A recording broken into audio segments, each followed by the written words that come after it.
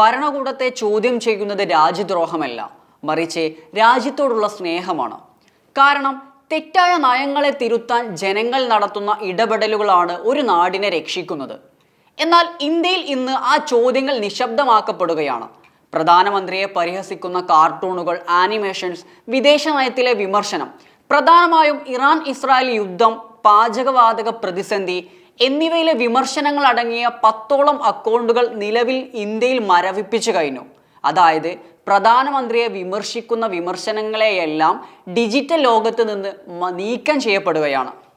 നിലവിൽ പുറത്തു വരുന്ന കണക്കുകൾ ഞെട്ടിക്കുന്നതാണ്. ഇത് വെറും ഒരു സാങ്കേതിക നടപടിയായിട്ട് നമുക്ക് കാണാൻ സാധിക്കുകയില്ല, മറിച്ച് ഭരണകൂടം സ്വന്തം ജനങ്ങളുടെ വിമർശനങ്ങളെ ഭയപ്പെടുന്നു എന്നതിൻ്റെ തെളിവാണ്.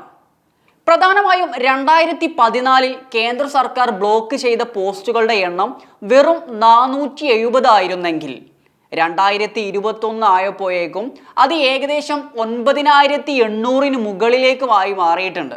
അതായത് കഴിഞ്ഞ 7 വർഷത്തിനിടെ സെൻസർഷിപ്പിൽ ഉണ്ടായത് വലിയ വർധനമാണ്. 2024 മാർച്ച് മുതൽ 2025 ജൂൺ വരെ ഏകദേശം മെറ്റ നീക്കം ചെയ്ത പോസ്റ്റുകളുടെ എണ്ണം എന്ന് പറയുന്നത് 1400 ആണ്. കർഷക സമരകാലത്ത് നമ്മൾ കണ്ടത് സമാനമായ ഒരു അടിച്ചമർത്തലായിരുന്നു. എന്നാൽ അന്താരാഷ്ട്ര തലത്തിൽ പ്രതിഷേധമുയർന്നപ്പോൾ മാത്രം അന്ന് ചില അക്കൗണ്ടുകൾ പുനഃസ്ഥാപിക്കാൻ സർക്കാർ തയ്യാറായി. ഈ സ്ഥിതി ഇന്ന് മാറിക്കൊണ്ടിരിക്കുകയാണ്. IT ചട്ടങ്ങളിൽ വരുത്തിയ ഭേദഗതികൾ സർക്കാർ ആയുധമാക്കുകയാണ്. IT നിയമത്തിലെ സെഷൻ 69A പ്രകാരം പുറപ്പെടുവിക്കപ്പെടുന്ന ബ്ലോക്കിംഗ് ഉത്തരവുകൾ അതീവ രഹസ്യമായാണ് സൂക്ഷിക്കുന്നത്. എന്നാൽ ബ്ലോക്കിംഗ് ഉത്തരവുകൾ ശരിയാണോ എന്ന് പരിശോധിക്കാൻ ഒരു റിവ്യൂ കമ്മിറ്റി നിലവിലുണ്ട്. പക്ഷേ ആ റിവ്യൂ കമ്മിറ്റിയിൽ പൂർണ്ണമായും എക്സിക്യൂട്ടീവിൻ്റെ നിയന്ത്രണത്തിലാണ്.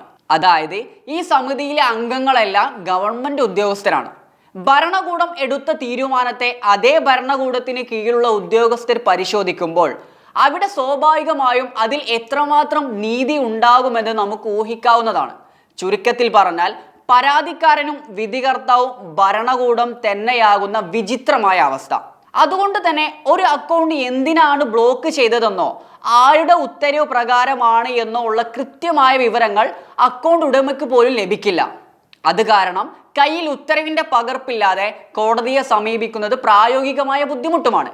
എന്തിനെതിരെയാണ് ഹർജി നൽകേണ്ടതെന്ന് പൗരൻ അറിയാൻ കഴിയാത്ത സാഹചര്യമാണ് ഇവിടെ ഉണ്ടാകുന്നത്. ഇന്ത്യയുടെ പശ്ചിമേഷ്യൻ നയത്തിലെ വൈരുദ്ധ്യങ്ങൾ ഇന്ന് ചർച്ചാ വിഷയമാണ്.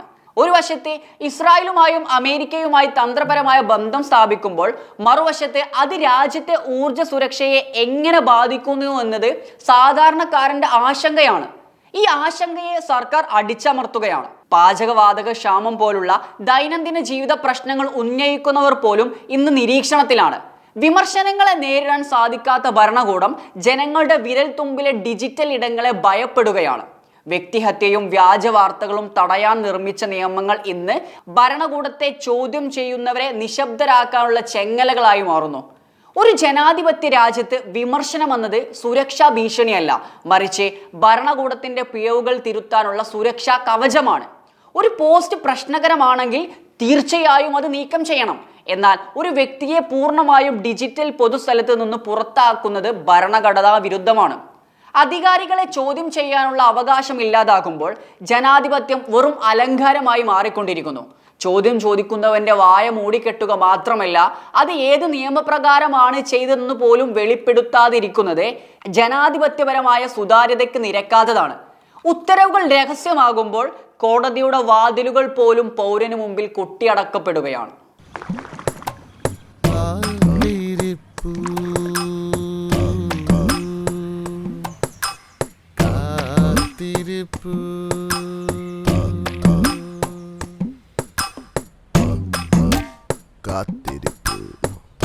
എല്ലാം ശരിയാകുമെന്ന് പറഞ്ഞിട്ട് 10 വർഷം, ഇപ്പോഴും കാത്തിരിപ്പ് തന്നെ.